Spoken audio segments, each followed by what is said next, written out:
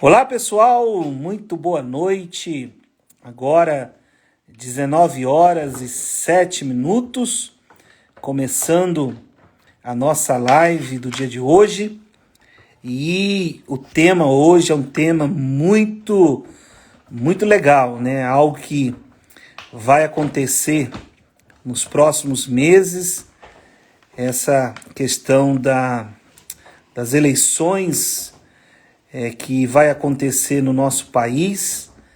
E a gente vai conversar aqui com uma das pessoas que eu tenho uma admiração muito grande, né? Conheço o seu trabalho, que é o Dr. Leonardo Barreto, cientista político, e ele vai falar um pouquinho sobre esse tema, ó, eleições e representatividade política, como o candidato escolhe seu eleitor.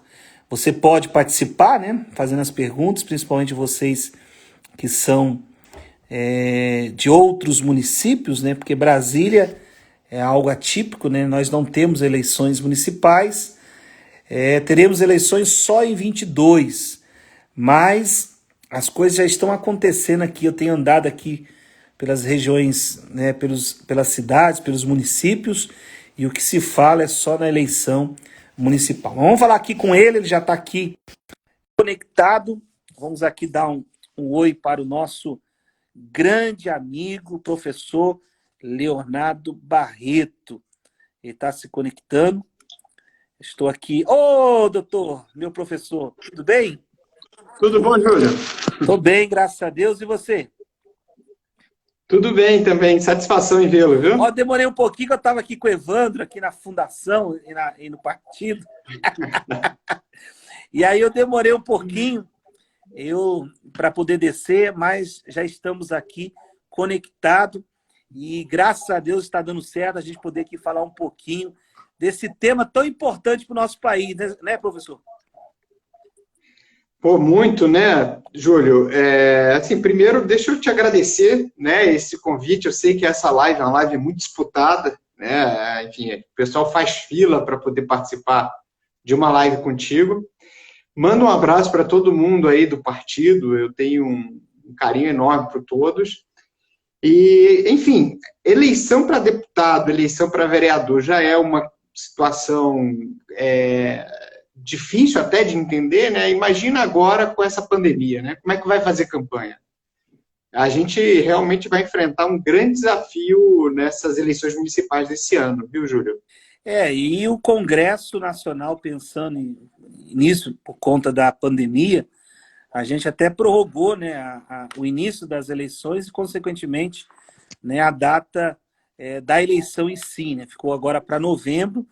Mas, professor, eu esses dias fiz questão de ir para Cristalina, ir ali para o Novo Gama, Valparaíso, Planaltina de Goiás e fui até em Formosa. Eu quero dizer para o senhor que o pau está quebrando, viu? Ninguém está ficando em casa, não, né? Essa questão de isolamento social. Olha, eu vou dizer uma coisa: o pessoal não está nem aí para isolamento, está colocando a máscara e está indo para a rua ganhar votos, sabia? Eu imagino. Eu estava conversando esses dias com o Manuel. Manuel é o diretor da Bytes, que é uma empresa de monitoramento de redes sociais. É o pessoal que entende, né, desse negócio.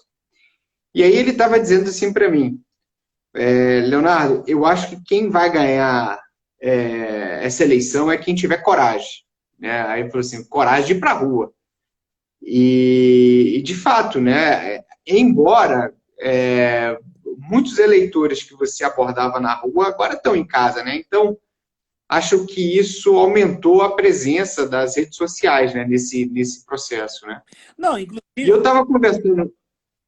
Perdão, pode falar. não, eu ia dizer para o senhor, já entrando dentro do nosso tema, né, que é eleições e representatividade política, como o candidato escolhe o seu eleitor. Uma das maneiras que eles vão escolher agora é justamente essa que o senhor falou aí agora, através das redes sociais. Vai ser muito demandado agora, né? Pois é, e você sabe que quando eu fiz essa tese de doutorado, né, sobre eleições para deputado, para vereador, Primeiro, eu fiz esse trabalho porque não havia quase nenhum estudo sobre como o eleitor toma esse tipo de decisão, né? Então esse era uma lacuna que existia na ciência política. Mas depois, quando eu comecei a estudar, eu percebi que uma boa parte da escolha eleitoral, embora, né, a gente saiba que a decisão final é do eleitor, essa decisão é muito condicionada pelo processo de campanha. A campanha ela tem um papel fundamental na maneira como o eleitor escolhe o seu candidato. Por isso que eu usei esse título como o deputado ou como o candidato escolhe o seu eleitor. E isso acontece porque as pessoas, você sabe, né, Júlio, hoje a maioria das pessoas não quer saber de política. Há uma grande... As pessoas, elas... Pois é. As pessoas, elas acham que a política é ruim, elas tendem, né, a não se interessar. Aliás, elas possuem muitas vezes até uma certa hostilidade, né? Então, elas não vão buscar espontaneamente informações para orientar seu voto. Então, elas esperam que as informações cheguem até elas, porque elas muitas vezes não estão dispostas a gastar seu tempo para pesquisar, para olhar os candidatos, enfim, até porque elas estão com muitas vezes elas não gostam de política. E aí o que acontece? Já que elas não vão atrás das informações, as informações têm que chegar até elas. E aí entra o papel da campanha, né? Por isso que a campanha ela tem um papel central, né? Aqui em Brasília, por exemplo, que foi o meu caso de estudo, e aí a gente pega essas eleições para deputado distrital, que é um pouco de eleição de vereador, né? Porque Brasília é uma grande cidade. Você já passou por isso. O senhor fez essa... Aliás, quando? Quando foi essa pesquisa? Qual? Eu terminei o doutorado em 2013, então meu último ano de estudo foi 2010. Você entrou em 2014, eu ia né? falar assim, se fosse em 2014, eu tinha me estudado. Não. Eu não te peguei, não. Não. Eu acho que o último deputado que eu estudei foi o Evandro. Porque o Evandro é 2010, né? O Evandro foi 2010, isso mesmo, né? Exatamente, o Evandro foi 2010. Então, o que acontece? Quando eu comecei a fazer esse estudo, né, o que eu percebi? Primeiro, que sei lá, isso acontece nas cidades também. Muitas vezes, com 0,5%, 1% dos votos, o cara começa a ter chance porque ele entra lá na lista, né, do coeficiente eleitoral, dependendo, ele consegue ter chance.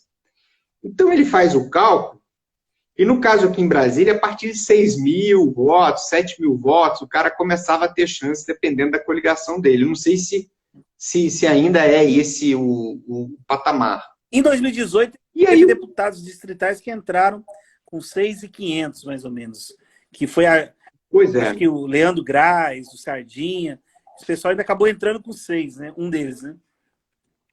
Pois é, aí o que acontece?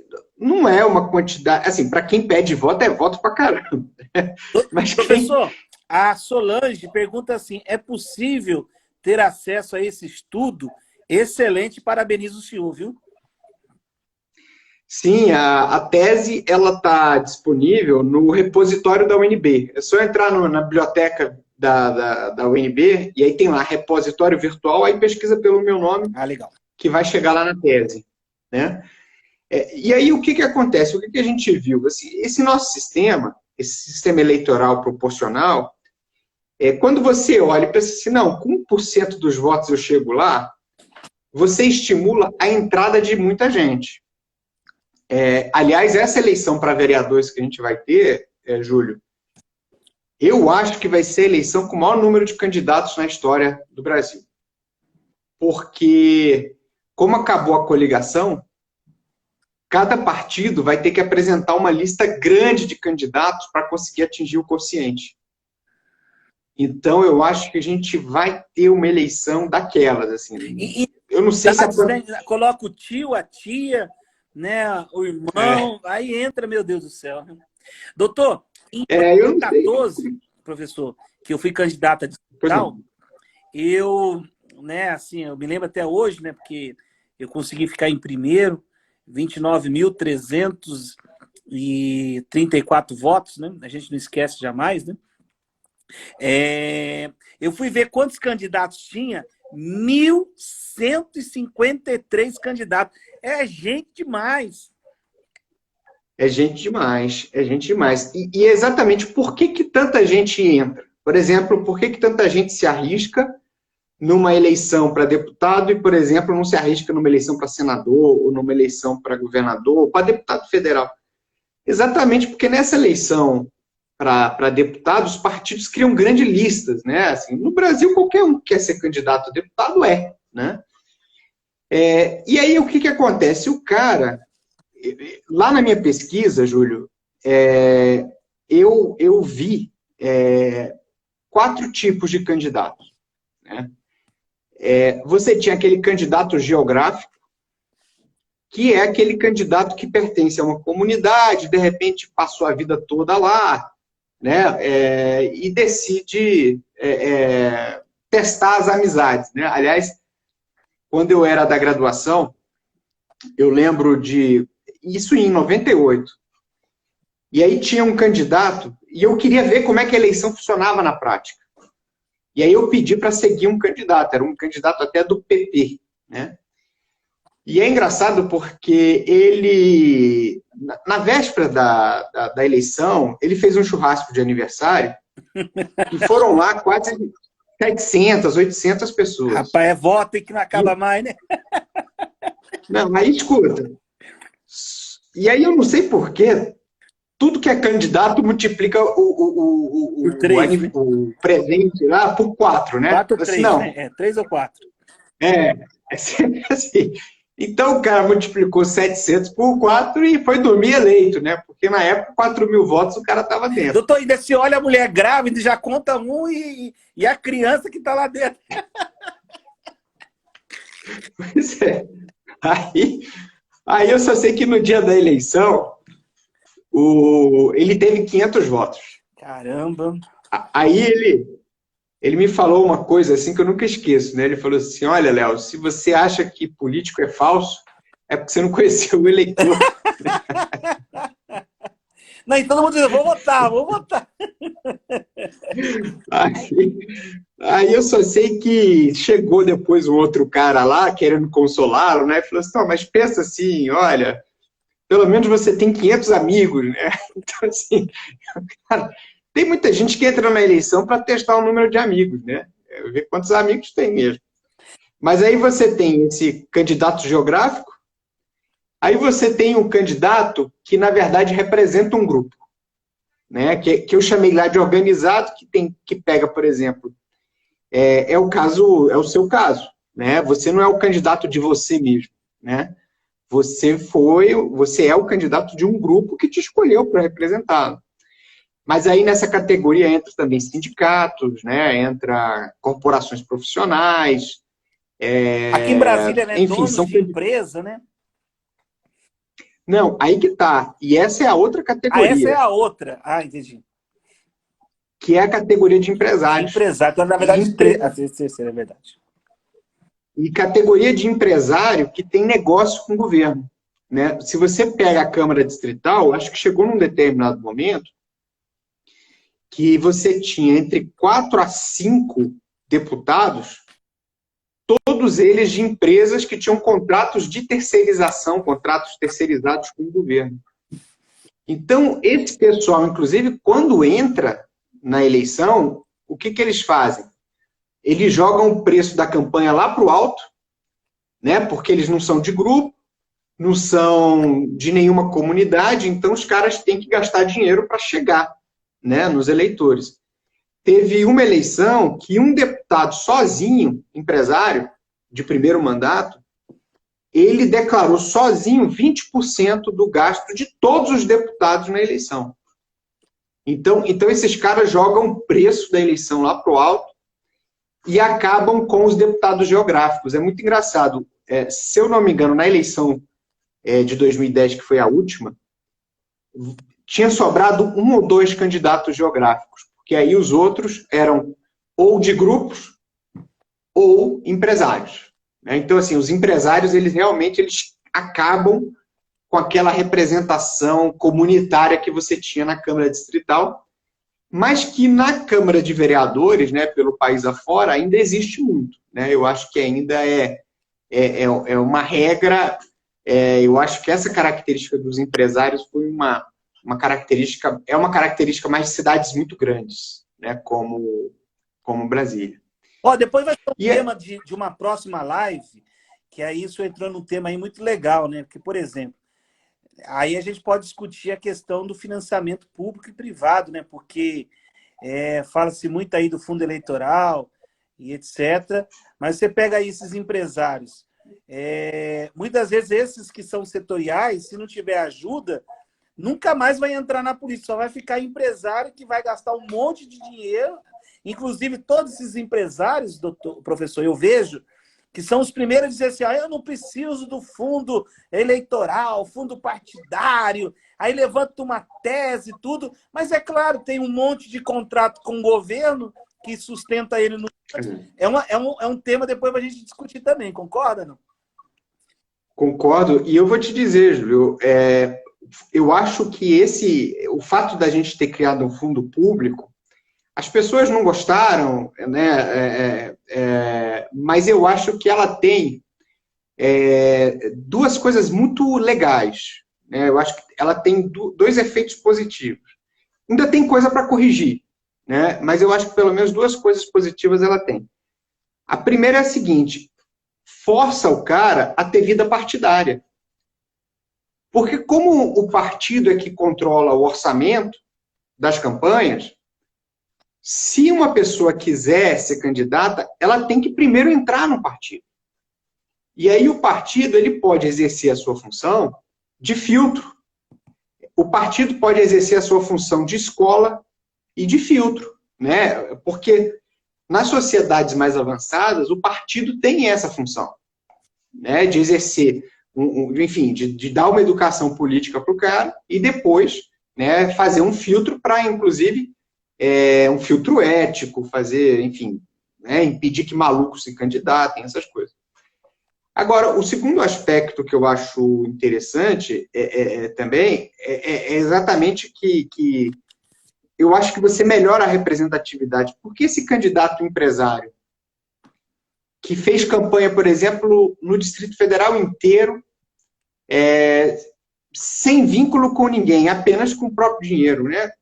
Qual é a representatividade que ele tem? Então, assim, eu entendo que essas duas questões, o pessoal, é claro, fica chateado, não quero pagar a eleição, etc., mas eu acho que isso tem um custo até baixo para o retorno que você tem, por exemplo, tirando esses empresários que várias vezes sequestram uma Câmara Legislativa, como a do Distrito Federal, por exemplo. Doutor, vamos entrar aqui no nosso tema. Tem pessoas que já estão perguntando.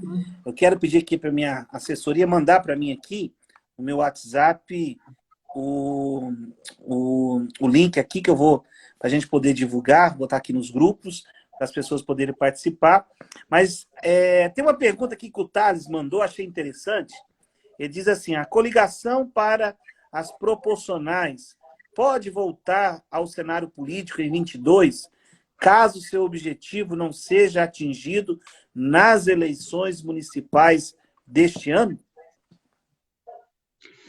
Olha, Júlio, eu acho que essa pergunta é até mais para você, né? Porque você vai tomar essa decisão lá na Câmara quando essa discussão chegar. Mas eu acho que a falta de coligações vai botar uma pressão muito grande nos partidos, porque eles vão ter que montar chapas inteiras, né, chapas completas para conseguir atingir o quociente eleitoral, e isso vai fazer aumentar o número de candidatos a vereador de uma maneira muito grande, e os partidos também pensando nas eleições para deputado federal daqui a 2 anos, vão também lançar muitos candidatos a prefeito.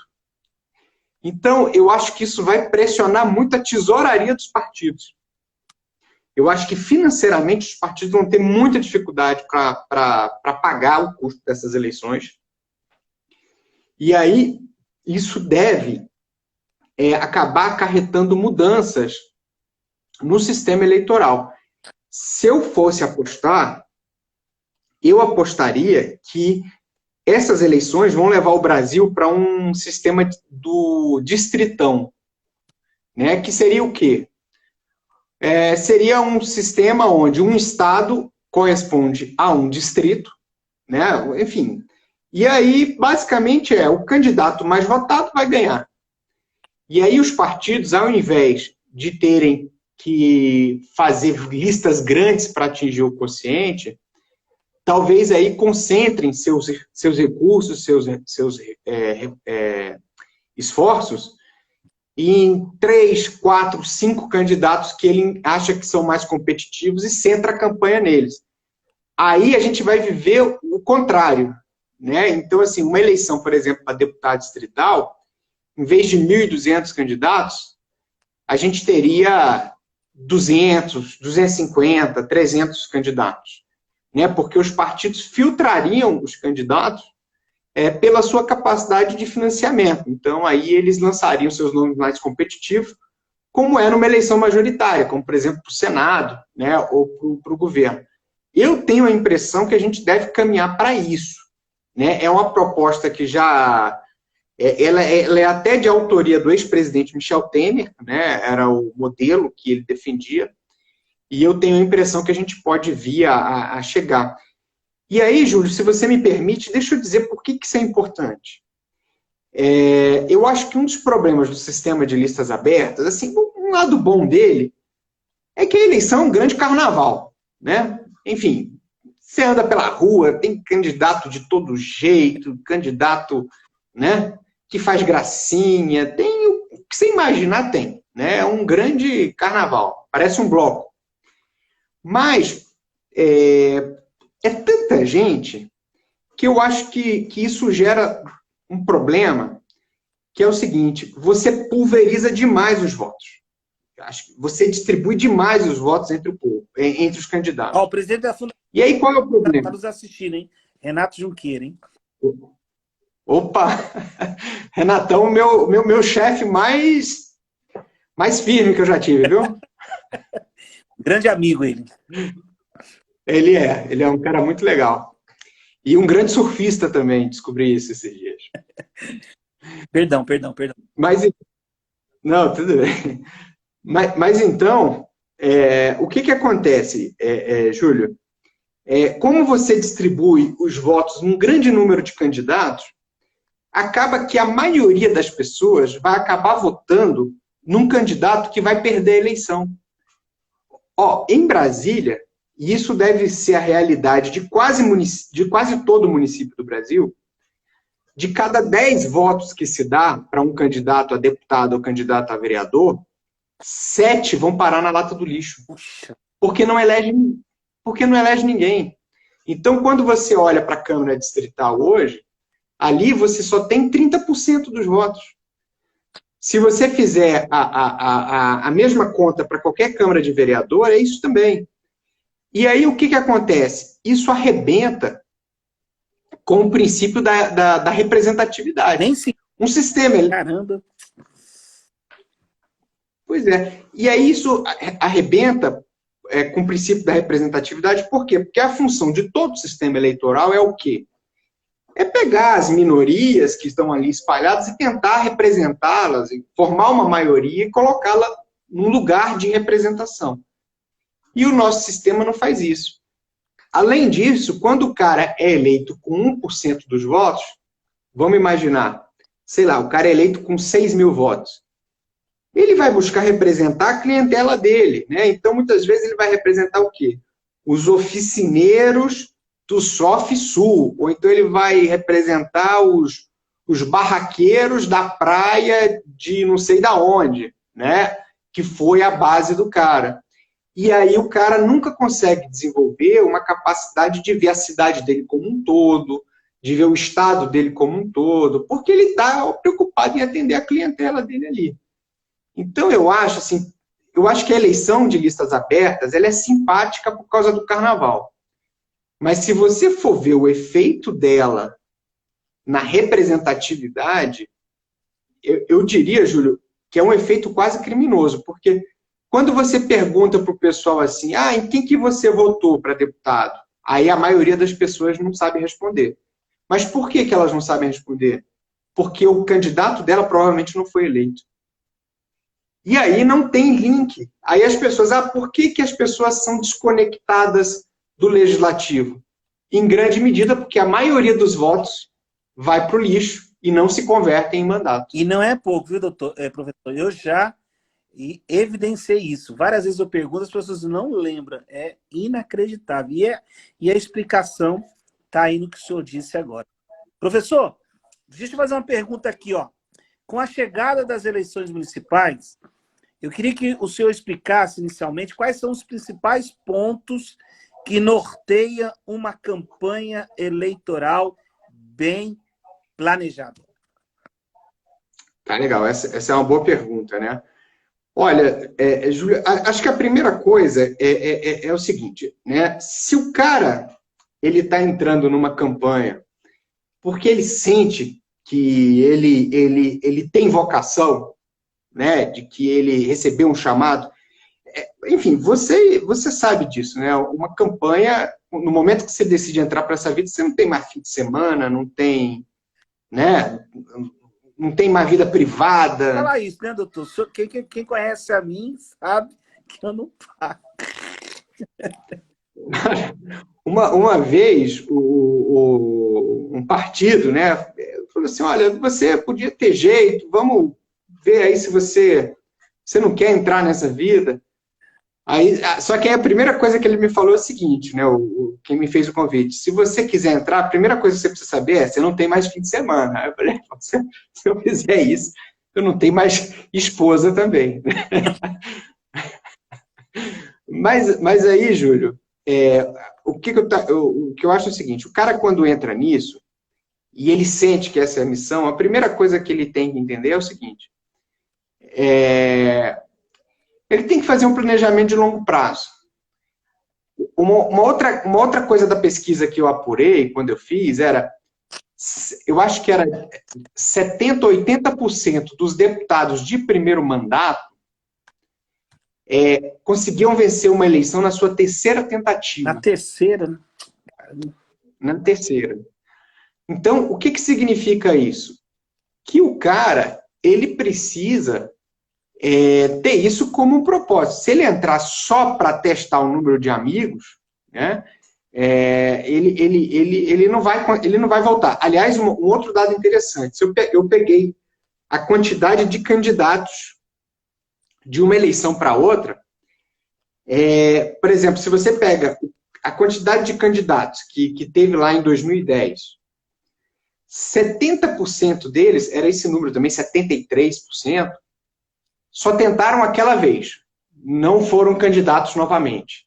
Né? Então o cara entrou, experimentou e saiu. Né? Não volta porque percebeu que não tinha vocação, não tinha o chamado, enfim, se decepcionou, aquelas coisas.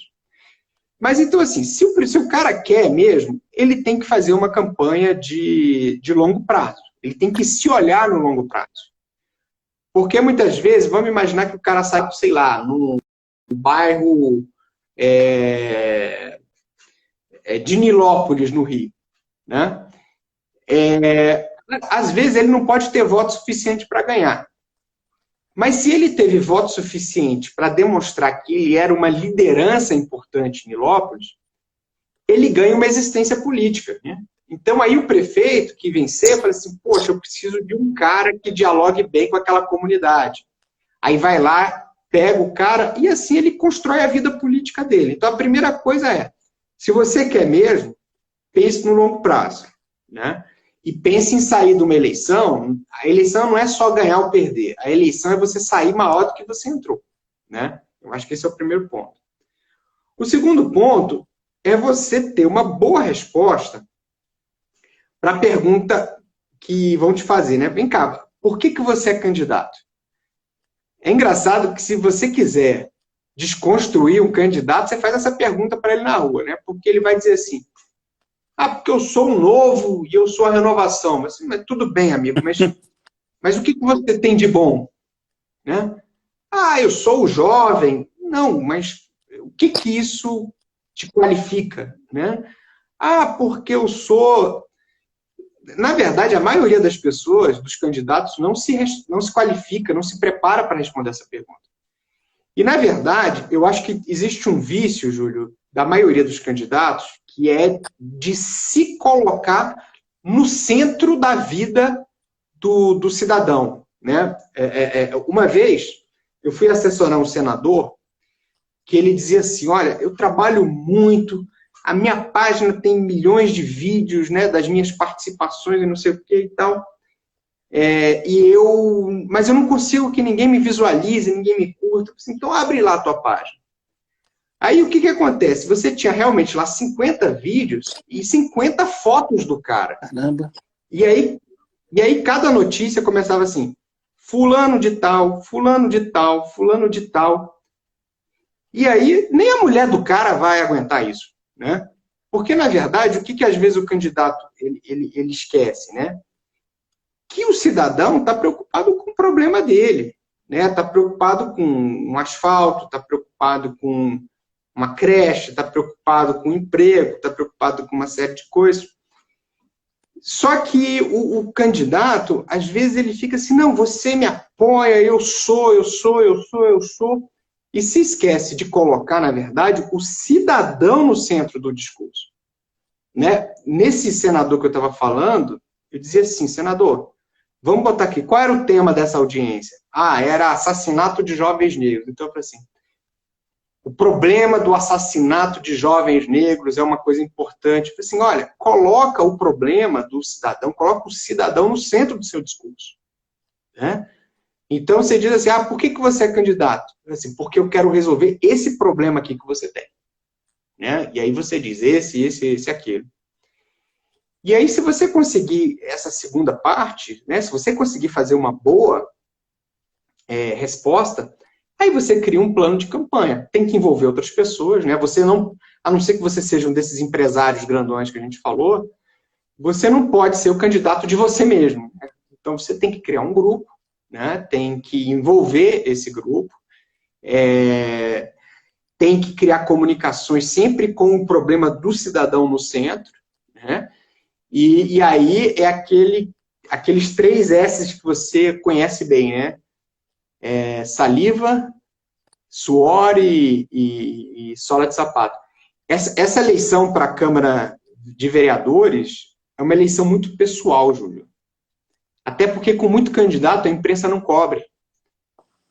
Entendeu? Então tem que estressar as relações pessoais mesmo, as relações na igreja, no sindicato, na vizinhança, tem que conversar. É uma eleição muito pessoal, as pessoas votam pela confiança pessoal que elas têm.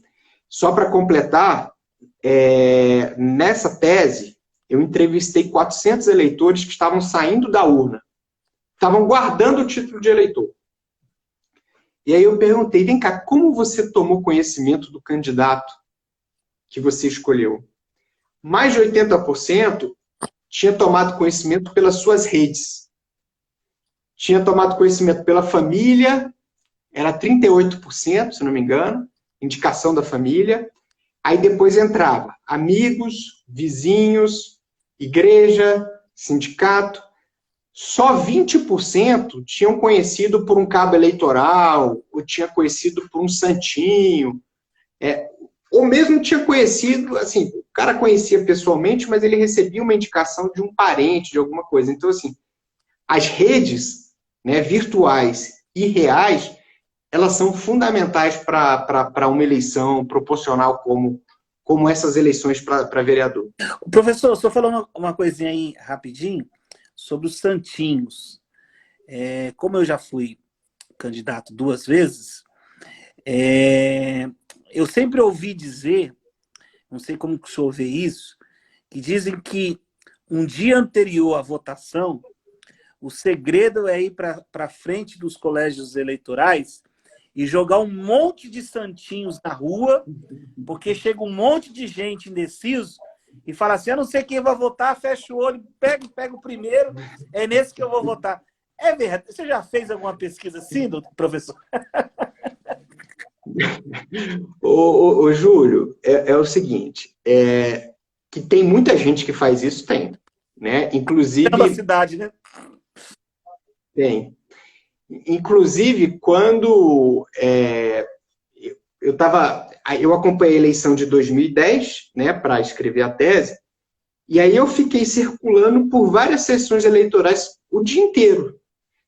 Então eu fotografei muita gente pegando o santinho no chão. Mas isso, na minha opinião, não é uma tática efetiva. E aí eu vou te explicar por quê. Aí é uma questão probabilística, né? Assim, como todo mundo faz isso, a chance do cara pegar o seu santinho, né, o santinho de um candidato qualquer, ela é muito pequena, porque ele escolhe aleatoriamente lá o que tiver no chão, né? E isso, então, estatisticamente, isso não vai fazer diferença no resultado do cara. O cara vai conseguir 1, 2, 3, 5 votos, mas acho que nunca ninguém se elegeu jogando o resto de campanha na frente das zonas eleitorais, não. Vamos lá, vamos continuar aqui, né? Eu estava olhando aqui, já passou 40 minutos, professor, é muito rápido, né? Meu Deus do céu. O nosso tempo total qualquer? Era 1 hora, né? Mas o negócio já está indo embora, né? Muito rápido, né? Ô, Júlio, você sabe que você é o único cara que eu sigo no Instagram, né? Sério? Eu não uso Instagram, eu só entrei para te seguir e participar da live. Obrigado. Professor, então vamos fazer aqui um rapidinho aqui para poder a gente fazer um bate-bola aqui. As campanhas têm um peso expressivo na decisão eleitoral. Porém, alguns municípios são carentes de recursos para investir nesta questão. Nesses casos, o candidato deve optar por quais alternativas para conseguir conquistar o seu eleitor? Quando a gente fala campanha, né, a gente coloca tudo aquilo que possa criar um link, né, uma ponte entre você e o eleitor. Né? Então, isso significa visitar, né, as pessoas de casa em casa, isso significa posts nas redes sociais, isso significa contratar aqueles alto-falantes que nas cidades pequenas ficam circulando, né, com a mensagem do candidato. Tudo isso corresponde à campanha. Agora, até onde eu sei, Júlio, a maioria das campanhas, especialmente aquelas que não têm recursos, mas também aquelas que têm, e você deve ter vivido isso nas suas campanhas, elas têm muito aquela figura do comício doméstico, né? De você visitar a casa e você ter alguém que reúna pessoas para te ouvir. E isso é importante por quê? Porque, como a gente estava falando, as pessoas não se interessam muito por política. Então, para elas virem escutar um candidato, é mais fácil se elas forem convidadas por alguém que elas confiam, né, por alguém que elas gostam. Então, eu acho que a maior parte da agenda de uma campanha, primeiro, é aquilo, né? Você se programar, segundo, você responder bem aquela pergunta, por que você é candidato. Você tem que mostrar para o teu eleitor que você estudou, né? Que você se esforçou, que você fez o dever de casa, né? Para mostrar para ele que você está valorizando o tempo dele. E depois você criar uma rede de participação desses comícios, porque eu acho que, especialmente em eleição para vereança em municípios pequenos, isso vai acabar funcionando mais do que eleições grandes, comícios grandes, propaganda política grande. Lá o negócio é mais olho no olho mesmo. Professor, Na sua avaliação, o que um eleitor busca hoje num candidato? Essa é uma bela de uma pergunta, porque a expectativa do eleitor, de uma maneira geral, Júlio, é muito baixa.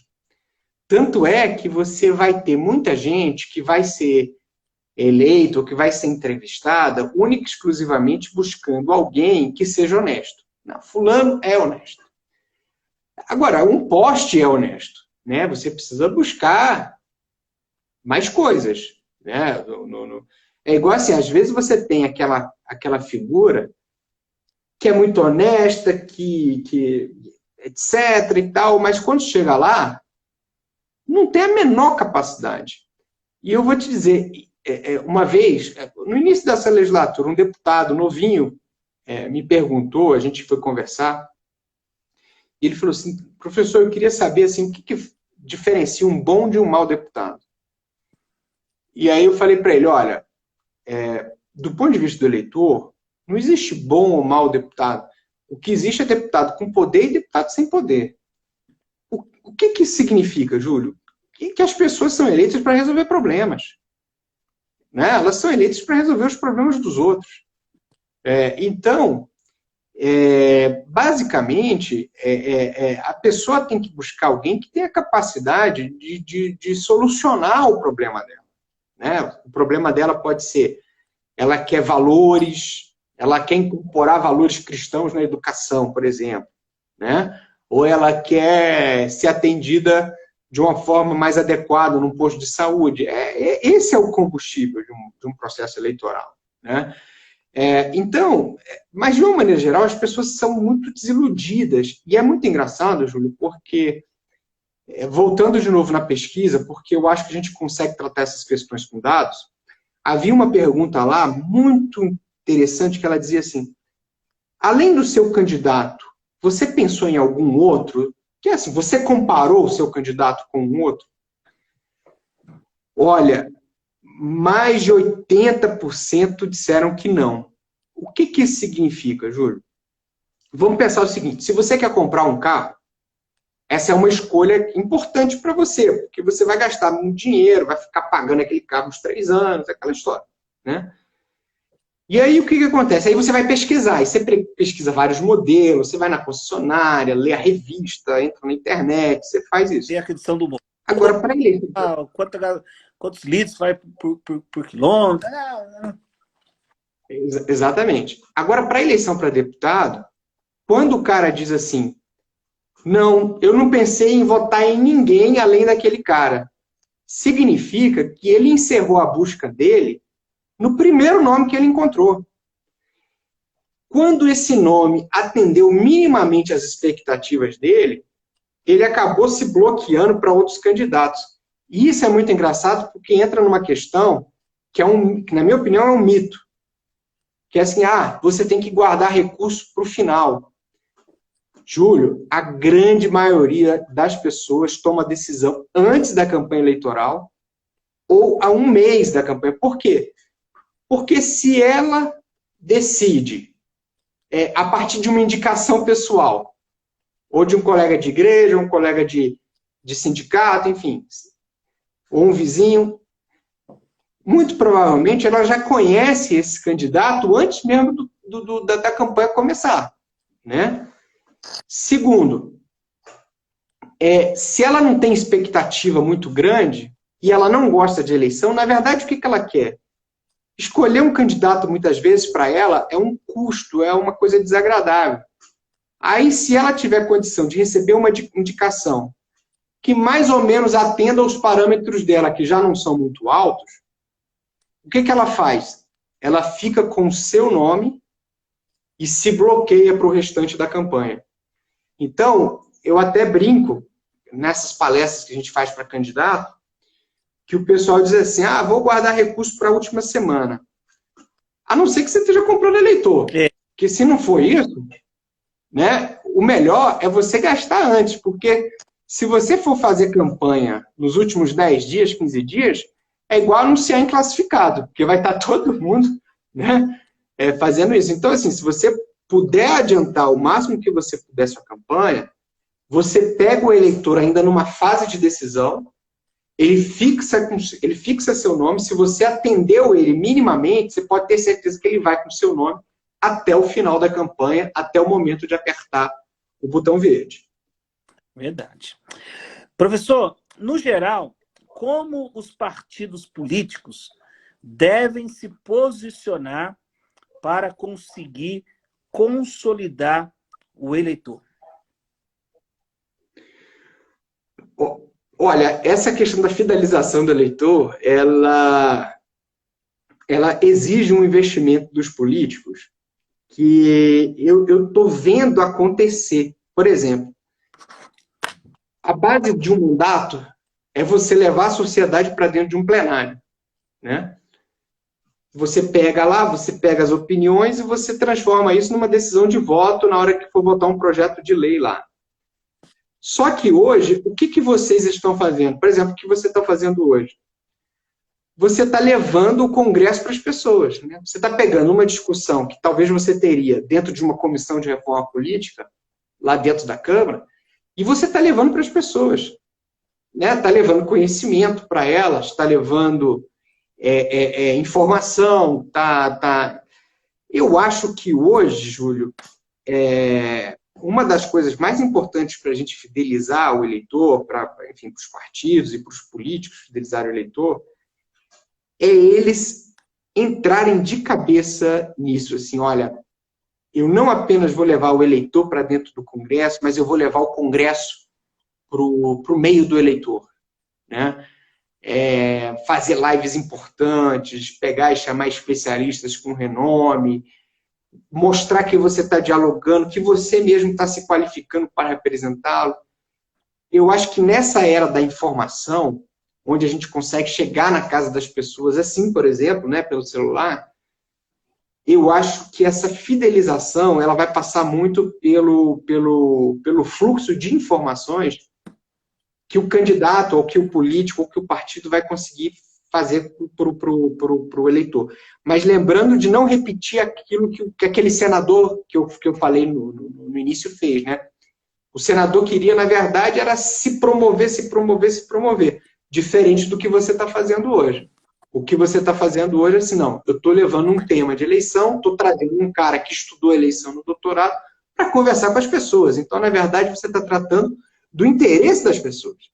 E eu acho que quem conseguir fazer isso de uma maneira de qualidade, com muita credibilidade, vai se tornar um canal permanente de representação dessas pessoas e vai conseguir fidelizá-las.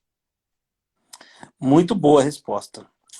Professor, já estamos chegando aqui ao final da nossa live, né? Por 19 horas e 55 minutos. Foi muito agradável conversar com o senhor, mas eu tenho uma pergunta aqui, né, que não sei se o senhor já estudou esse tema, chamado entorno, né? E eu, como político aqui de Brasília, eu ando, doutor, eu tenho andado nesses municípios, e geralmente as pessoas falam assim, mas tem muita gente que mora aqui no entorno, mas vota lá em Brasília. E eu, assim, analisando, eu comecei a fazer assim, alguns estudos, conversar com algumas pessoas, eu não sei se isso seria verdade ou não, por isso que nada como uma pessoa como o senhor para poder responder. Eu percebo que essa questão, acho que lá atrás, na época do Arruda, do Roriz, eu acho que as pessoas vinham muito votar em Brasília.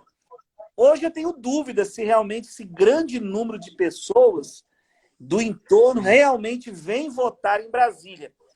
E eu digo por quê? Porque, primeiro, hoje, se a pessoa deixar de votar, ela paga R$2, né? Então, isso já é um facilitador para as pessoas não votarem. Antigamente, a gente ouvia falar muito, porque vinha ônibus de pessoas votar, carros. Hoje já é proibido pela legislação esse tipo de transporte. Então, assim, eu chego...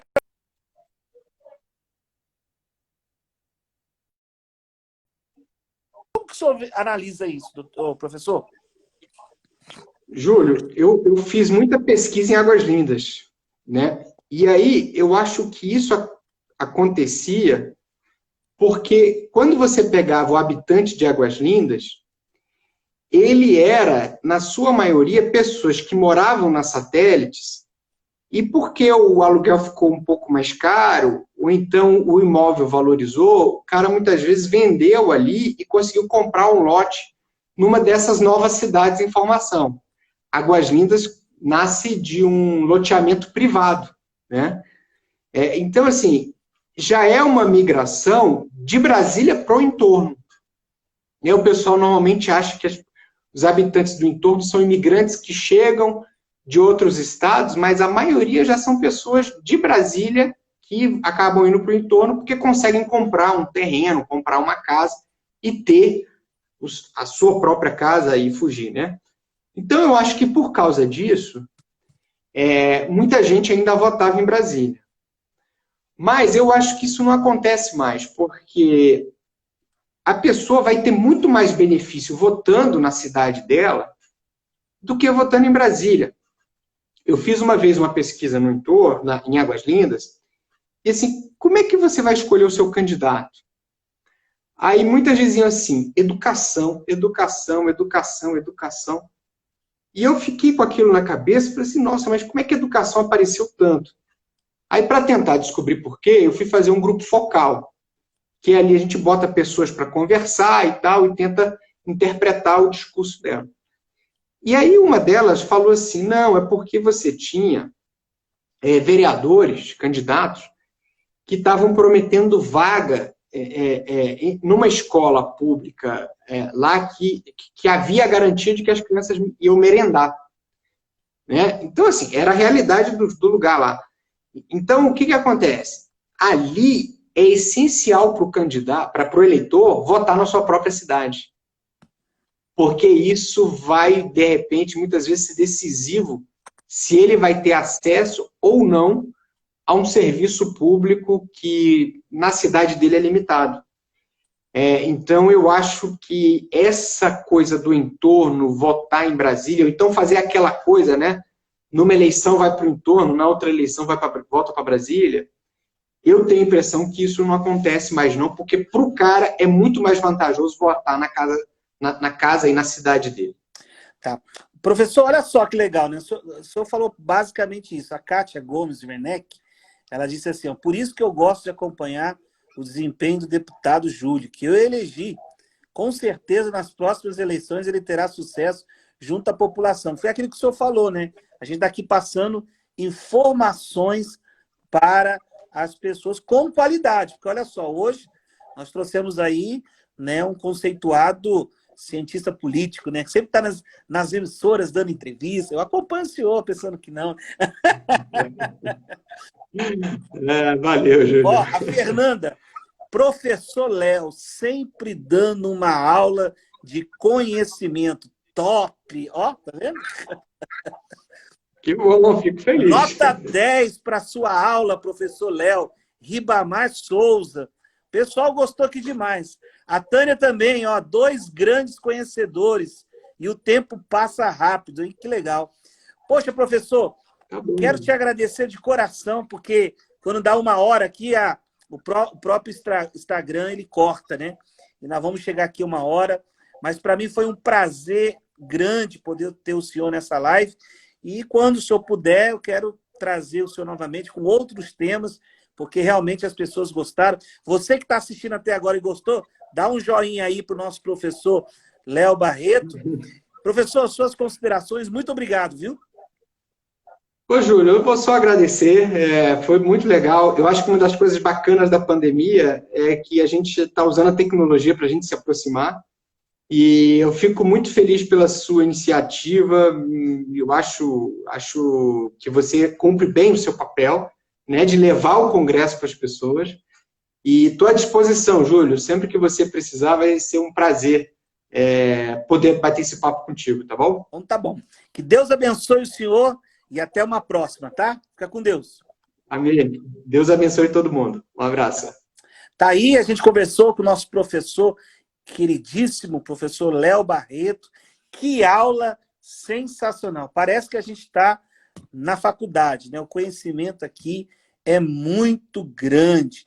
E sempre a gente vai estar aqui trazendo pessoas importantes, pessoas com conhecimento, para poder nos ajudar a tirar as nossas dúvidas. Quero agradecer de coração a cada um de vocês que ficaram conosco até agora, né? O meu muito obrigado.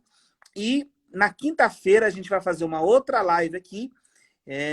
No decorrer da semana a gente passa direitinho, mas com certeza, como o nosso professor falou, trazendo conhecimento para toda a população. Então, obrigado aí a Sibéria, obrigado ao Samuel, a Tânia, a Isabela, a Sergiana, senhora Bermudes, Félix, Flávio, Felisbela, Kiko, Flávio, Kátia, Marlene, Garla, meu Deus, é de longe, hein?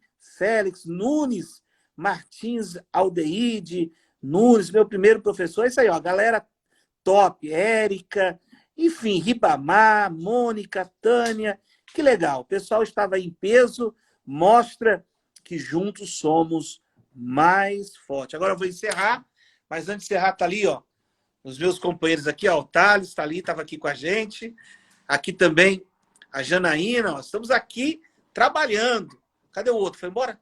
Não, tá ali fora. O outro, o Éder.